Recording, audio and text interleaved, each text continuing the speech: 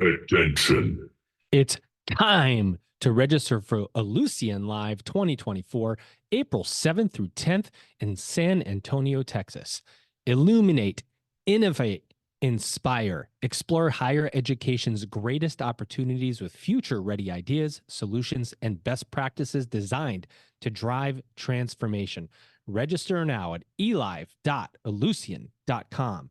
This conference is going to be epic.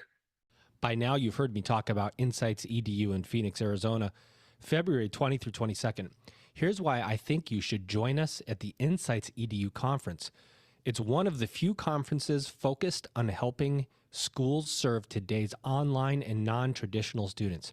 If you're concerned at all about where your enrollments are going to come from in 2024 and beyond, and you should be concerned, you need to be at this conference. Register now at insightsedu.com and use promo code EdUp to save $50. Prepare to be astonished.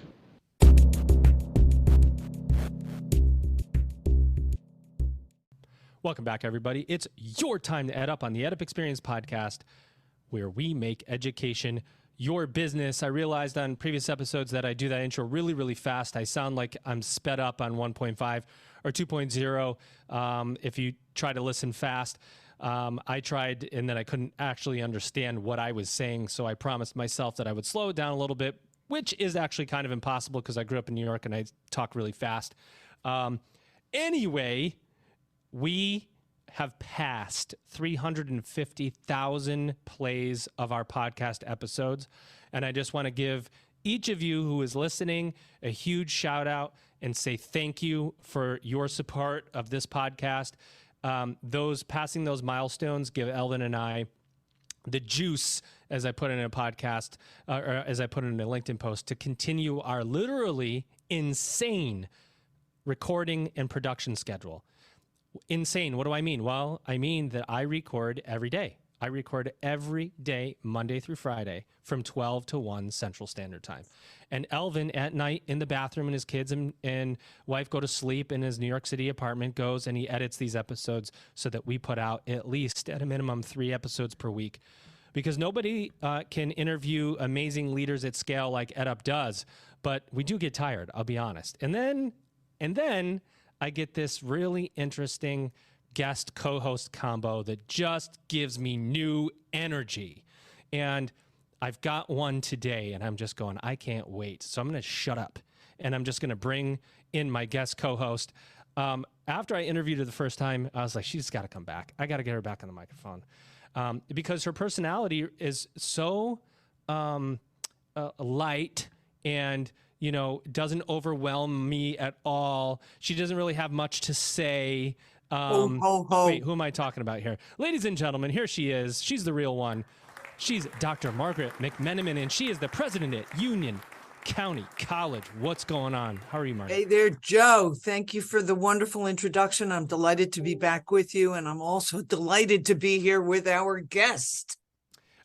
Same, and I got a chance to hear the two of you talk before this episode, which was far more entertaining than anything else I've had going on today. So I can only say that this episode is going to be amazing, and let's get him in right now so we can just start the fun. Ladies and gentlemen, here he is. His name is Dr. Will J. Austin. He's the president at Warren County Community College. Will, what's going on? Hey, Hal, it's great to be with you today, and it'll be irreverent, I can promise you that. Well, let's see if we can slaughter some sacred cows today. Yeah, let's get a couple of them and slaughter them. Just get them out of the way. And you two apparently know each other, which was fantastic to hear the cows just being slayed the minute I got on the podcast here. I've been looking up to Dr. McMenamin for years. I mean, she is an amazing leader. She's been the ACCT Leader of the Year for the entire country, and it's a pleasure. I can't believe she took the time out to interview me. It's humbling, is what it is. I no big deal, but I've known Will for 18 years. 18 years ago, I came back to New Jersey after a 30-year hiatus from the state. And I was looking for somebody who was doing the right thing. And I found that president at Warren County Community College in Will Austin. So I'm thrilled to be here and talk about some of the great things he's done and how he's inspired presidents like me to have the courage to do the right thing for our students. Destiny arrives all the same. See that? But after hearing you guys talk, this is how I feel. I'm going to hang out with you until the end of time. And I might just do that. I might just, and you know what? I'm following you guys. I'm stalking you both to the Middle States Conference on Higher Education that's coming up shortly here in December. By the time you hear this episode come out, you'll probably see pictures of me stalking Margaret and Will in selfies. So this might have already happened. So great to see you guys at the conference. We'll talk later about that. But Will, let's level set before we get too far out of the scope of what this podcast is intended to do. Talk about Warren County Community College. Where are you? What do you do? How do you do it? Let's start there. Yeah, so we're a relatively small community college in New Jersey by New Jersey standards. So we're actually in the mountains of New Jersey. Some people have been through the Delaware Water Gap. That's our community. But, I like to tell people, if you ever saw the original Friday the 13th, that was actually filmed in Warren County, and I know quite a few of those people from the movie, and they're wonderful human beings. And the county kind of looks the same still to this day. So we try to do some innovative things here in artificial intelligence and uncrewed systems or drones. We try to really do a lot of things with agriculture too, because it's an agricultural-based community. So about 22,000 students, roughly a couple thousand more non-credit career training kind of things. And, we do the best we can by our residents. We try to do it very cost effectively. And we really do try to put students before anything else because we don't have that many of them. So we got to take really good care of them and make sure they're all successful so that we get their children and their grandchildren at the college. But I've been president for 20 years and it's been an amazing journey. And I'm looking forward. I just signed a contract to do another 6. This is lunacy. 20 that part years. is. Yeah. So, why? Why the heck would you do that? No, honestly, congratulations. What's the secret sauce, Will? Because, presidents are like in there for 3-5 years now on average. 20 years is very atypical. How do you pull that off? I came here for 3 years and I never left. It's kind of one of those things I came into a really pretty kind of an interestingly bad situation.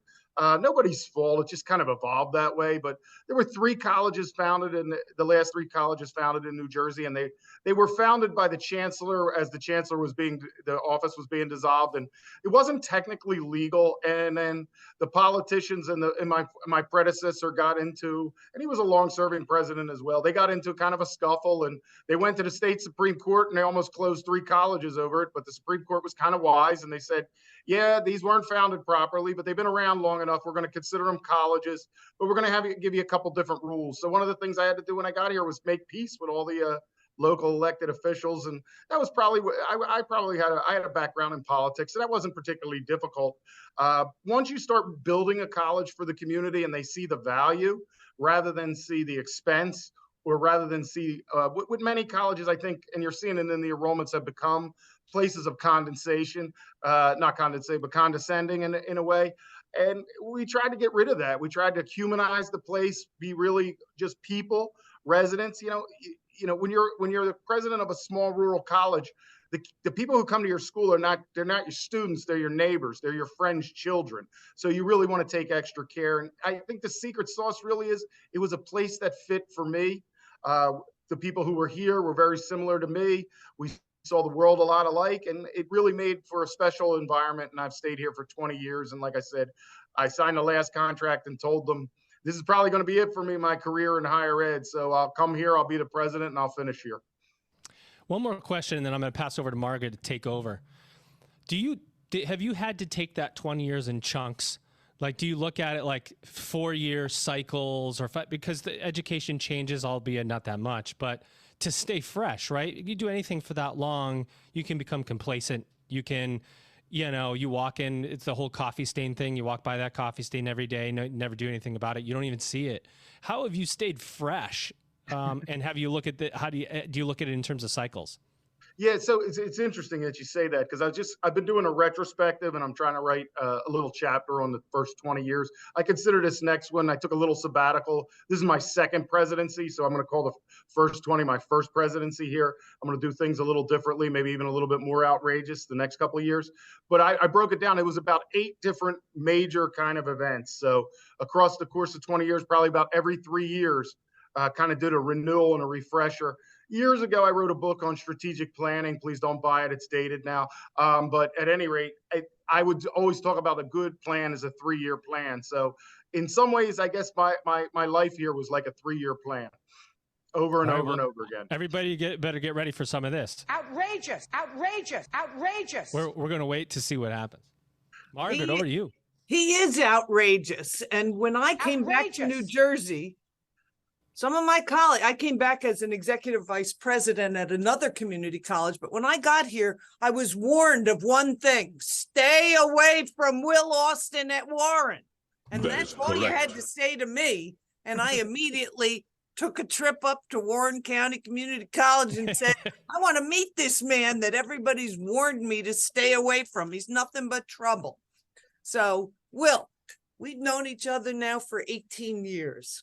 And you were the first president in New Jersey to utter the words student success outcomes and start talking about our obligations beyond our access mission, but to actually helping our students be successful in school. Can you talk about how you launched yourself in that journey? Because now everybody's talking about student success and community college 3.0, what's happening even beyond college. But you were the first guy to say enrollment numbers are one thing, but where the rubber meets the road is graduation rates and success metrics. So how'd you get there? What happened? Well, I had a really interesting first career job. If anybody's ever seen the movie Sister Act, Whoopi Goldberg played the good person, and basically in my life I was the bad guy in Sister Act. I would go around and close churches and schools. Actually had a history where I had to terminate nuns. Can you imagine that? From their position. So when you do that, you develop a very kind of interesting perspective on life. So one of the things that when I got into the community colleges, which I was really happy to do, I was a research and planning person. So I looked at the numbers, and what horrified me was I think, we were bragging about 18% graduation rates, or some schools in New Jersey store at like 7-8%. People are bragging about 12. Yeah, we made it to 18 this year. And I'm like, wait a minute, I went to school and at 18 was failing when I went to school. When did that become a success? So I said, this is ridiculous. And I would hear about the access. I'd be, we're open admission. We take everybody. And I'd say, well, I grew up in poverty. So I was able to emerge from it. And I'll tell you what doesn't help somebody. When you bring them into an environment and say, this is the world that's available to you, and then you fail them out and they never get to that world again. You have taken everything from that person. You've taken their money, you've taken their hopes, you've taken their dreams, and you sit there and pay yourself and you say, oh, I'm the good person because I let you see what life could have been like for you. Now, well, that's BS to me. We have to deliver on our promises. If you're not delivering on your promises, you know what they call that in business? When you promise somebody something and you don't deliver, they call it fraud. That's right. And first time I heard you talk like that, it was like music to my ears, because I saw the continual train of students coming in with a dream, with a hope, bright-eyed and bushy-tailed, and leaving with college debt and a transcript that could go nowhere and take them nowhere. So you talk a lot about how you made changes at Warren.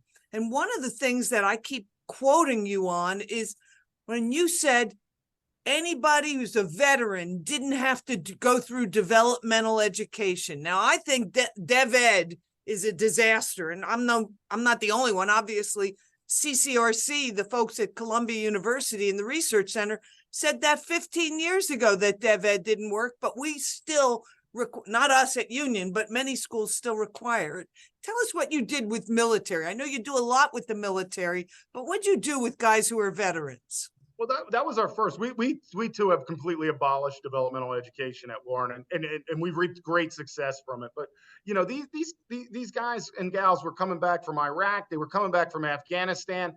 They had been running towns. They had taken over major operations. They had built logistics centers, and they were really turning things around. And then they got here and they got to our colleges, and we said to them, "Oh, that's worth no credit. Well, you have some military. We'll give you 6. We'll give you 9 credits." And I said, "This is ridiculous." So I said, let's redo their transcripts and let's look at it anew. And we found out there were people we could give 45 out of 60 credits to. So we were able to kind of really move that forward for the veterans. Because again, what is the ultimate goal of an education? Is it to make someone take the same class over and over again? It certainly felt like that in high school and when I went to college, but it's not. Once you have some knowledge, let's think of it like epistemologically about this. You know that. Why do you have to know that 5 times? Let's get new knowledge into people so they can think more broadly. I'd rather see people not do the same class over and over again. But let's say we gave them 45 credits and they said, "No, we want more." Well, take something different, learn something you don't already know. That's going to help you more in life. So we don't think epistemologically about what we do. We don't think about knowledge that way. What we think about is Carnegie hours. And at the end of the day, too many administrators think about how much they can sell and and they think of recruitment and registration as paying the bills, and the faculty think about it as load. I need my load so I can make my money. That's not why we're here. It's a load. It is a load. That's why we're here. We're here to educate the population and get the smartest citizens and residents and students that we can possibly produce. But we don't think that way. We think in terms of the structures that have been around for way too many years. And here's the exciting thing. I'm excited every day because I know artificial intelligence is going to wipe out some of this nonsense. You bet it will. You bet it will. That whole issue of Dev Ed, I called it the machine. We had to feed the machine, and we fed the machine with human life, with young people coming into our colleges with that dream, and we threw them into the machine almost like Audrey the plant in Rocky, in that Little Shop of Horrors, that one, Little Shop of Horrors. We fed these young, naive students who didn't have pushy parents to save them. We fed them to the machine, and they never came out with anything but debt and disappointment. Well, a part of the reason why we did that, and I think Haya did that, is because we as an industry looked at things wrong. We looked at a student who was given transfer credit as a loss of revenue. Like, I want them to take my classes. I want them to take my classes because I can charge them money for those classes. And if I give them all this credit, then I can't charge them any money. Well, what's more valuable? The short-term revenue you're going to get now, or taking those credits, sending somebody off from Warren County Community College who goes, "I cannot believe how good an experience that was." You need to go there when you have educational needs and create a pipeline back. We didn't think about marketing. We thought about pipelines, immediate pipelines. That's why higher ed gets into the problems that we're in, because we always think for the right now and not for the later. Short term versus long term. Yes, go ahead, Will. Yeah, the other thing that happened was, we went to the legislatures and lobbied for this stuff. Yeah. So it literally became follow the money. The more developmental students I had, the more money I got for my institution. But it didn't matter whatever became of those people. So now we hear them doing it again. It's all over again. It's like, well, bring them all back. It's the children of the people we did this to in the first place. Let's stop. Let's get them graduated. Let's get them jobs. Let's stop selling them degrees that honestly aren't going to be worth anything in 5 years. You know what keeps me up at night? Wondering what degree I just sold somebody today that isn't going to exist in 10 years. That's right. That's a fact. That's a fact. You got that right. Now, Will, you talked a little bit about Warren and where you are in New Jersey. I know a lot of our listeners, their impression of New Jersey is the smokestacks near Newark Airport or the ride from Newark Airport into the city. New Jersey's got a lot more than that, but part of what in your area, the most beautiful part of New Jersey, the mountainous region in the Northwest, you talk often about the rural poor and the challenges that rural poor and rural community colleges have in serving those students. We all talk about the poor kids in our cities and how we need to help them. But can you give us an idea of some of the things you're doing to help rural poor and maybe some of the unique challenges that they have? Yeah, I think one of the biggest things that people don't realize is we have one of the highest rates of illiteracy, and there's really no urban area in our county. And people think, oh, these are urban problems. No, these are American problems, and poverty in rural area hides. So does wealth.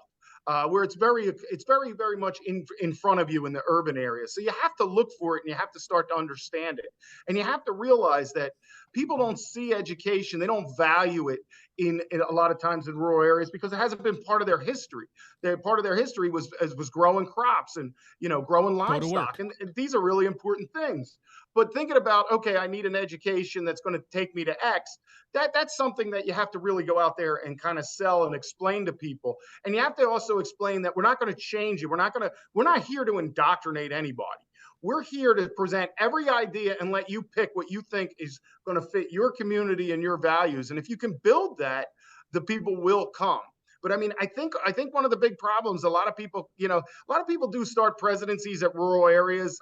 I would be one of them. I grew up in a rural area, so I kind of understood. And then they go to another place, and it's kind of like the stepping stone. But they come in with this attitude of, I'm going to fix you. I'm going to teach you opera. Well, these people love music, but they love bluegrass and country, and there's nothing wrong with it. You don't have to necessarily, you can appreciate opera from that standpoint because it also affects that music. But meet people where they are. What I see is people come in and they move into these rural areas, or they come to the rural area and they go, we got to fix everything here. There's nothing wrong here. The people in rural areas are wonderful, beautiful people who love their neighbors. They love everybody. And they get such a bad rap that you really have to embrace the community, get involved, and say, you know what? Rural poverty represents the vast majority of poverty in the United States. Michael Harrington found that out in The Other America. Rural poverty is the numerical majority of poverty. And the problems are unique because the services aren't here to serve anyone. But when you try to argue or you try to advocate for the rural poor because they are invisible, they are the other America, it's often like, well, they're not really, they don't vote for the kind of things, those kind of services. We're not going to give them any. So you have to get out there and you have to really fight to get your fair share. And you do come back to this mentality. And I know sometimes this kind of statement gets a bad rap because of the way it's portrayed in the media, but it is true that one of the things I say most often in this community is we have to take care of our own. Nobody from the government is coming here to take care of us. When they founded this college, one of the last ones, the way we got the initial funding is all the other colleges had to be generous and offer us some. Yeah, the generosity wasn't there. So we've been struggling since the day we were born. Are you kidding me? No, I'm not. For a third straight year, the EdUp Experience will be recording live at Illusion Live 2024 this year in San Antonio, Texas, April 7th through the 10th. Illuminate, innovate, and inspire. That's the framework for the conference. Leaders from institutions around the world will converge at Illusion Live 2024 to discover game-changing technology, share industry insights, and build powerful connections. It's time to explore higher education's greatest opportunities with future-ready ideas, solutions, and best practices designed to drive transformation. You can register now at elive.illusion.com. Epic. Oh, yeah. You've heard me talk about the Insights EDU conference. Well, let me tell you 3 reasons why I think everyone listening should join us in Phoenix, Arizona on February 20 through 22nd for Insights EDU. 1, it's one of the few conferences focused on helping schools serve today's online and non-traditional students. 2, you can expect a mix of speakers you won't hear anywhere else, including higher ed leaders from Google, LinkedIn, Adobe, and more. And reason 3, Insights EDU has an agenda packed with sessions discussing the latest trends in higher ed leadership, marketing, and enrollment management. Register now at insightsedu.com and use promo code EdUp to save $50 off your registration. Oh, yeah. I actually found somebody from the government, from the government that I wanted to see if he agrees with you, and this is what he said. Tell him like it is. So he agrees. Well, I mean, you've been part of the slow revolution in higher ed, transitioning us from bragging about enrollments to focusing on student success. That was the slow revolution. But the pandemic And technology has accelerated all the change in higher ed. The next 10 years is going to be dramatically different. But Warren's ahead of that curve in many ways.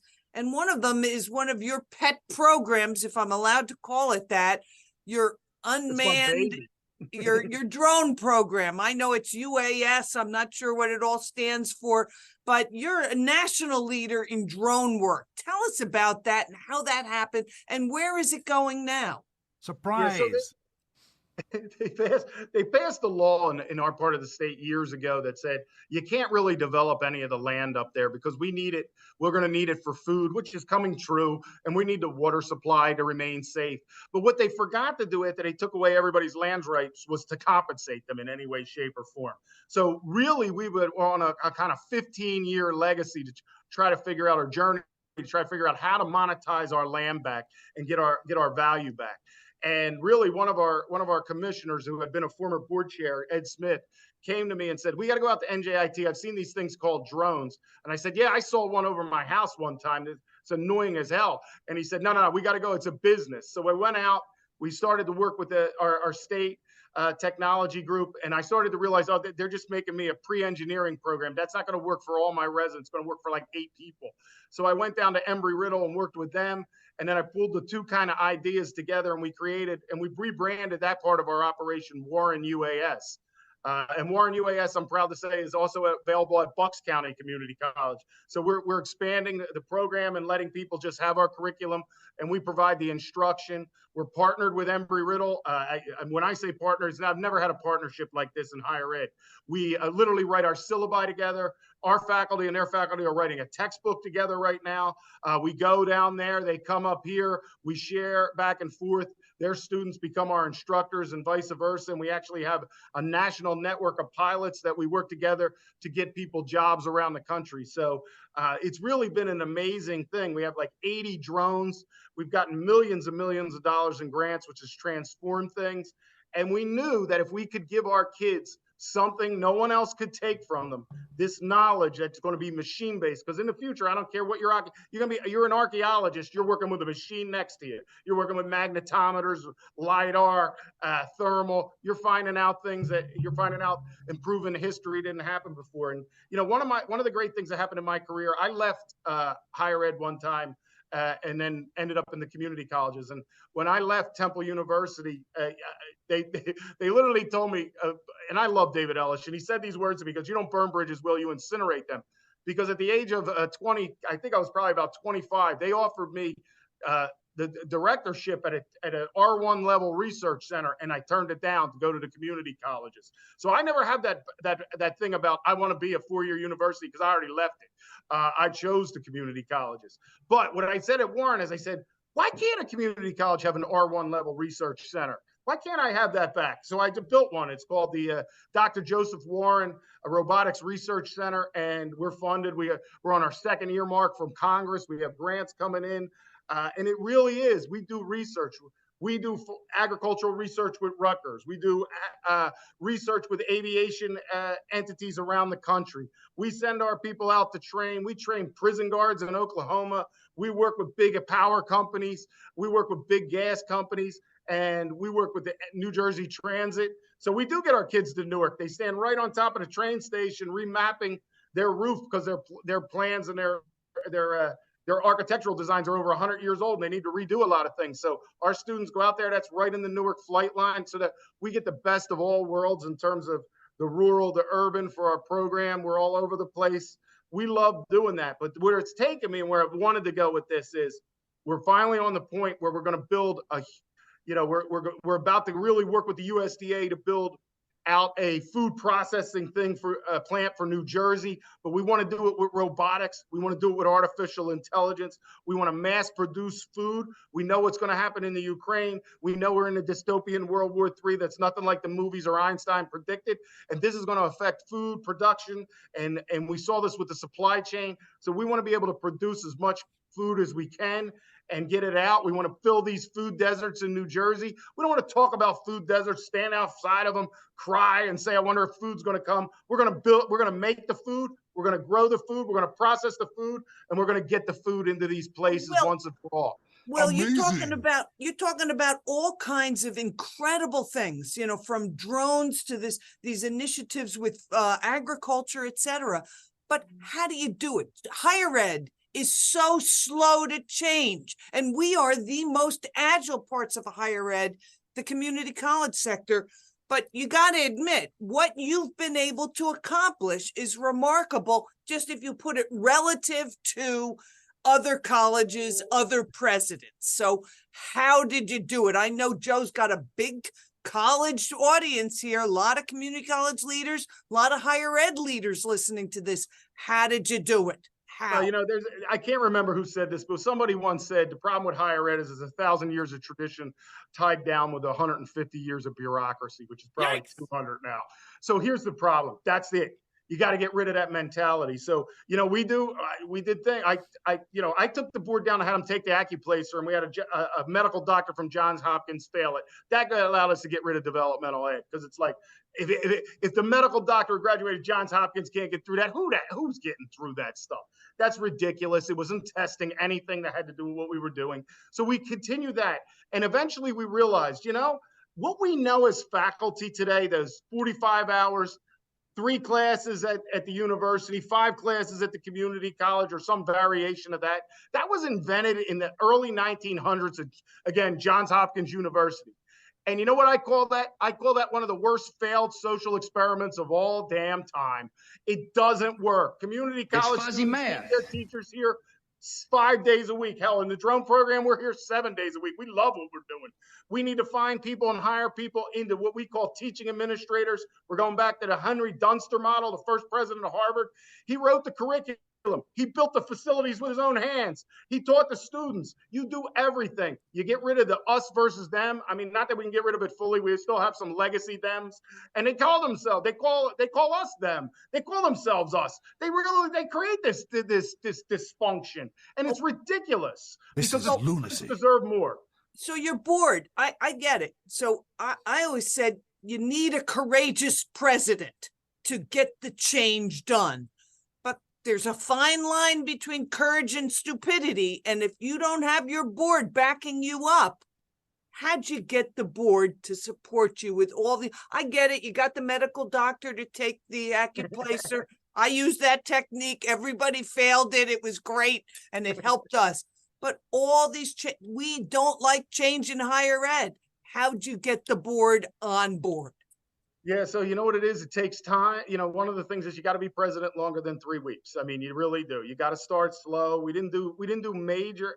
Very honestly, we did not do the major things that we were doing until I was 8 to 10 years into the job. You had to build the trust. You had to build the integrity. The board had to know you were going to stay. You weren't just going to flip the switch, do a bunch of things, and then run out of town. They had to trust that you were going to stay there and see these things through to the end. You have to go through your crises. You have to go through your bad publicity, and you have to be standing when it's over. And what the board saw, if you don't talk to here's a little secret. If you don't talk to the newspaper, they get 1 story. If you keep trying to defend yourself, they get 15 stories and eat you alive. So you stop talking to them because they're not helpful to you. Because they don't see the chance. They like the conflict. That's part of the problem with the world. I was a sociologist before I was a rocket scientist, because I teach space classes now. But before I did that, I was a sociologist. And you know what? We taught conflict theory. That was a theoretical model. You weren't supposed to make conflict in every damn part of your life. And you wonder why the world's in conflict now. There has to be peace. There has to be love. There has to be all these other things. There has to be balanced. So you take on one challenge at a time. You don't take on 50 challenges. You don't throw spaghetti at the wall. You come up with a plan and you say, this is what our community needs. And these are the tough decisions that are going to be made. And I would prepare my board and I'd say, these are the criticisms we're going to get, but we're going to see it through. We're going to be resolute in our determination. And let me tell you something, because as my dissertation chair, Ann Mulder, who was kind of a famous community college person in her own right, said to me, she said 2 things. She said, Will, you'll be a great leader if you do the right things right and you do not take the criticism to heart. I mean, it affects every human being, but you let it roll off your back and you continue to do the right things. She also said something else to me. She said, really smart people don't make great presidents. So I said to her, how do you think I'll do? And she said, you'll be just fine. You just made the list. I love it. You just made the list.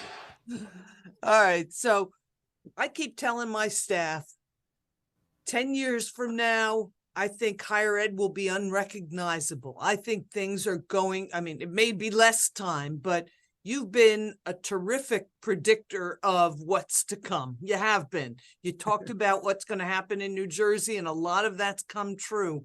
So what do you think it's going to look like with AI, with all the technological advances, with the cultural shifts in America, everything that's going on? What's higher ed going to look like in 10 years? Not just in New Jersey. Do I look like I know what a JPEG is?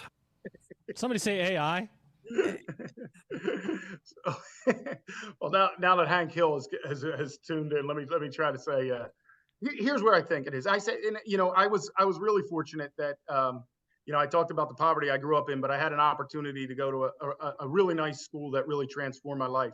And they had me back to do the drones, and it's 7 times the size of when I went there. So it's great to see all these young kids that are going to come out and be leaders of the future at that school. But they asked me this. They said, what is it going to be like? And I said, look, here's what it is. You got to stop thinking about higher ed the way we think it. It's not going to be this rote kind of memorization. It is going to be dynamic. You're going to have the answer. You already have with Google 0.001 seconds to get you an answer to anything. And if you put the AI into the Google, it really gives you some fantastic quick answers. That's going to continue, only it's going to speed up. What you're going to see is we're going to have more thoughts possible because of this. So what I like to think is, instead of trying to rethink the same thing, think about your life. The fashion hasn't changed in 40 years. The movies are exactly the same. I can predict the ending of almost any movie out there every single year. There aren't new ideas. But if we embrace this technology, if we embrace this AI, we can do what my old philosophy teacher, Rick Boothby, said. We can get to the point again where we think the unthought thoughts. And those are the thoughts we need. We don't need more people screaming, climate change, climate change. We need solutions. I tell people, I don't care what caused climate change. How do we solve the problem now? Stop with worrying about who's at fault and start saying, how are we going to get here? That's why I got involved in space operations and went back to Riddle and got another degree in that. Because here's what I know. Whatever we build for outer space, to put people in space, it looks like we're going to need on this planet. And I tell people, I'm a big Stephen Hawking fan. And he said, we have 100 years left. Well, that was 10 years ago. So we have 90 years left to become an interplanetary species. So we need to be working on these kind of things. And the nice thing is, as we work for human survival in outer space, it's going to help us survive and deal with the climate issues on this planet. We are a very fragile, frail species, and we think of ourselves as superior because we don't realize that we are part of the nature and the animal kingdom out there. We just happen to maybe be at the top of it, according to some people, or we may be the conscious thinking. But this AI is going to transform the way we can think. They already are putting computer chips into the brains of people with Parkinson's. It will not take very long before we are putting something inside ourselves that will hold all the information. What do we do with that then? We need to be thinking about what we're going to be thinking, the problems we're going to be solving, and we need to get back to hard work and the ability to do things. Because some of the things AI can do will transform our ability to see the world, change the world, perceive the world, and solve problems, but we still are going to, all the robots in the world can't do certain tasks, and we have forgotten how to do those. So part of our drone program is soldering, microchip soldering, working on electronics, all the things we shipped over to other countries that when the time comes and we need them, there won't be anybody here with the expertise. So we're bringing all that back too, because we know we have kids that come into our school, they're not going to be mathematicians. But man, they probably can fix your refrigerator. They probably can fix your ATM machine. They're going to fix the things you need to survive. They're going to build the systems that keep us alive during climate change. And we need to be educating them as well. But we spend too much time worrying about who's a master of Beowulf. Well, you got teenage children. I know that. What are you telling your kids they should major in when they go to college? Or if they should even go to college, and is the degree worth it? Or if they should even go to college. And what skills, and what are you telling them? So, I'm a strange guy because the way I grew up, you had to work. You're not a strange guy. Come on, man. All my kids went to work when they were 14. We have an amusement park, wonderful place called the Land of Make Believe. I think it's America's #1 amusement park, family park. They all worked there from the time they were 14, and they're wonderful people who run it. They expect hard work of them. So all my kids came out with a work ethic, and that was really important. But my wife is a mathematician. You know, I have degrees across from social science all the way to the natural sciences. And I said to them, STEM, STEM, STEM. You have the ability to fix a ride. You have ability to fix pools. You understand fluids. So my oldest is engineering. My daughter is industrial design, and my youngest, who's in with me now, he's over in our program. He's doing the drones, and he'll probably take that and all the hands-on skills with all the machinery over there, because they fabricate drones. They do 3D printing. They do Fusion 360. You come out of our program knowing you can work in any robotics industry in the world. You come out of it and you're there, then get the engineering degree. Put the theoretical with the practical, and you'll be unstoppable in this society. Now, some people would disagree with you, Will. Like, I have a cousin who said liberal arts. Given all those changes going on, we should have humanity. We should be graduating humanities graduates, liberal arts grads, so they learn the critical thinking stuff. I definitely believe you use it for the critical thinker. I'm not going to deny that. But here's what's going to be the great thing. And the economists are predicting this. This isn't Will Austin. They've literally said we are developing this is their words, not mine, useless class. It will be the new class. They will have no utility in society. They will not be able to work with machines. They will not understand science. They will be basically what we will have to do. And Andrew Yang, when he ran for president and mayor of New York, kind of pointed this out. We need universal basic income for people, UBI. Well, we're going to put people on UBI. That does not sound like a great life to me in a capitalist society. And I know people will say, oh, it won't be capitalism. Capitalism is evil. 1%ers are evil. Let me tell you something. Here's my theory on that. It's the best of the worst systems, right? But the capitalist at the top, he needs me to have enough money in my pocket to buy that product that's being produced. You know who doesn't need me to have money in my pocket? Chairman Xi. He needs me to be a slave. He needs me to do whatever he says. My economic power is a threat to him. So the capitalist is going to look out for me as a person. All these other systems are going to make you enslaved. And I know we're not allowed to use that word anymore. That way people can convince us to be slaves because we don't even remember what it was. So I believe in freedom and I believe in capitalism, but I believe the way you get there is to be a practical member of society who can do things, produce for society, and get people what they need to survive. But there will be lots of people who will only be surviving. In my mind, a purposeful, useful life is the only one worth living.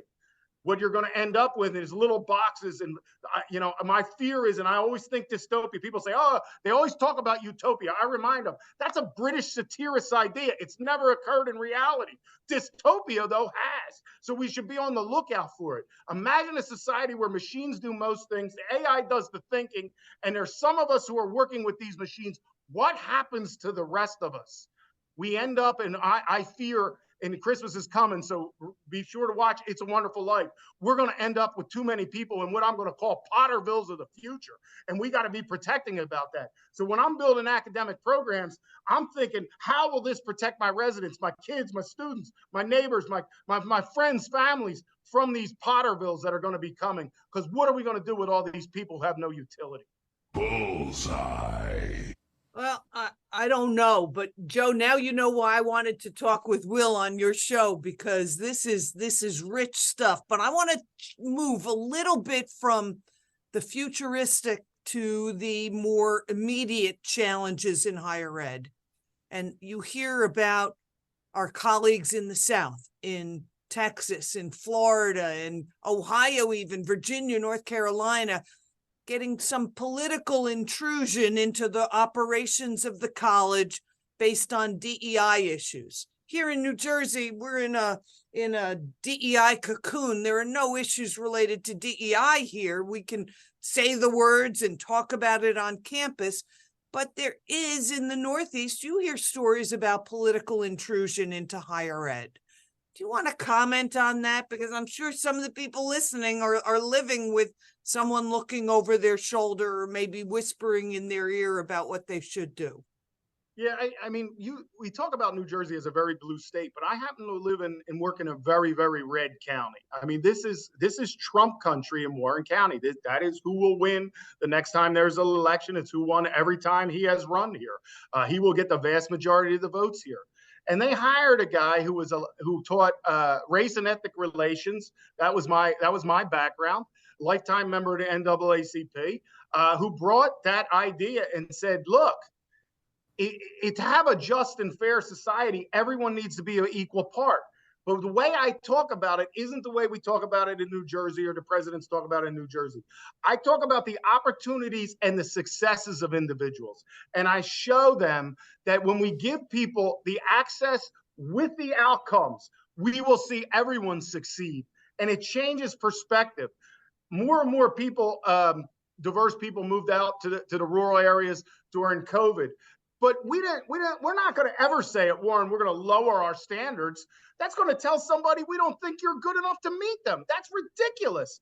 Everyone who comes here can meet our standards. I can prove it to you.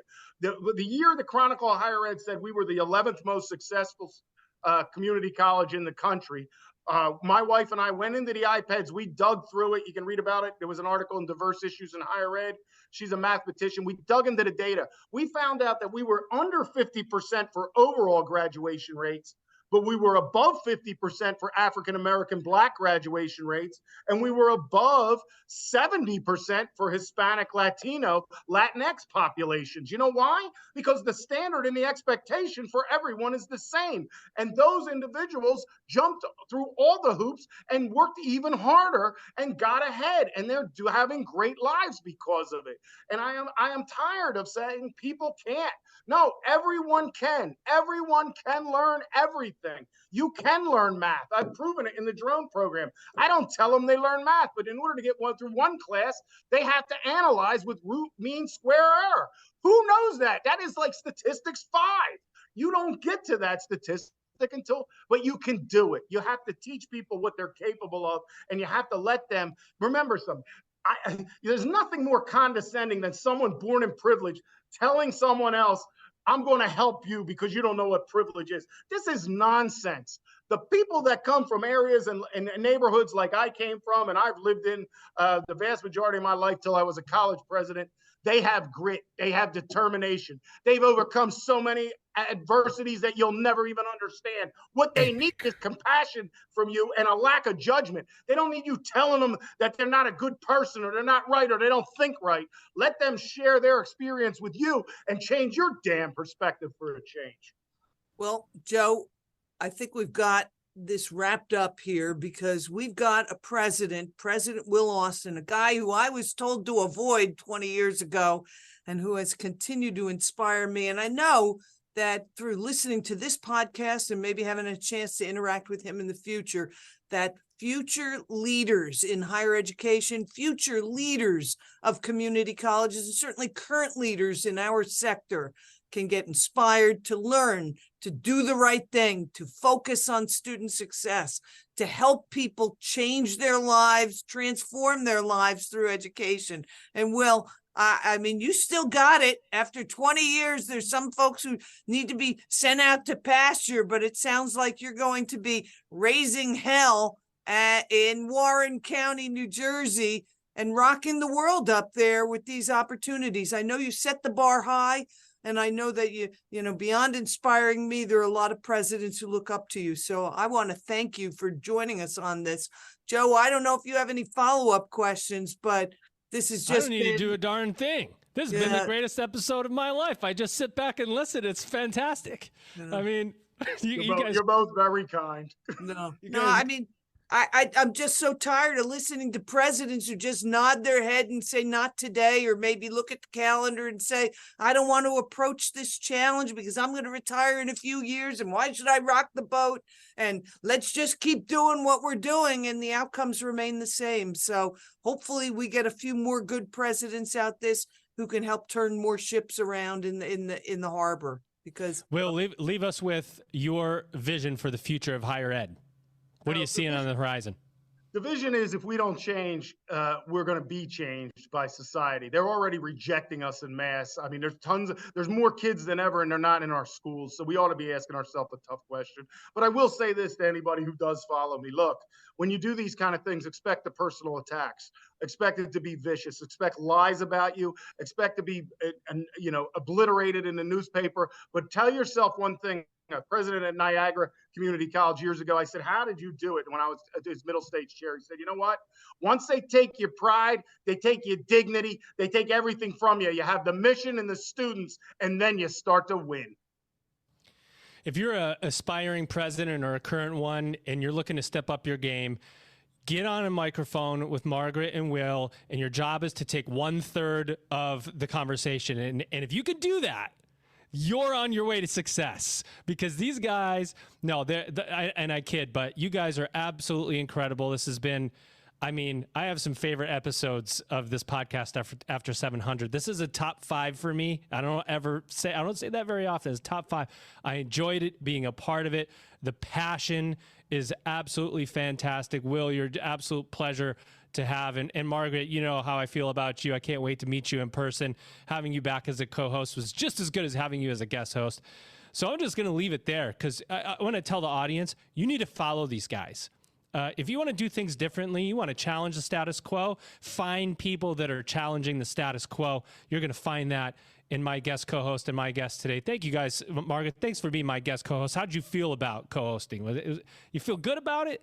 It was a great ride, and certainly I love being on the ride with you and with Will Austin, President Will Austin, and you, Joe. Thank you so much. Will, did you have a good time today? It was absolutely fantastic. Thank you so much, and thank you to you, and thank you, Dr. McMenamin. You're my inspiration. No, don't kid yourself. She doesn't realize how many times I was low and ready to give up, and it was her words that brought me back. She'll motivate the heck out of you. Ladies and gents, my guest co-host today, her name is Dr. Margaret McMenamin. She is the president of Union County College.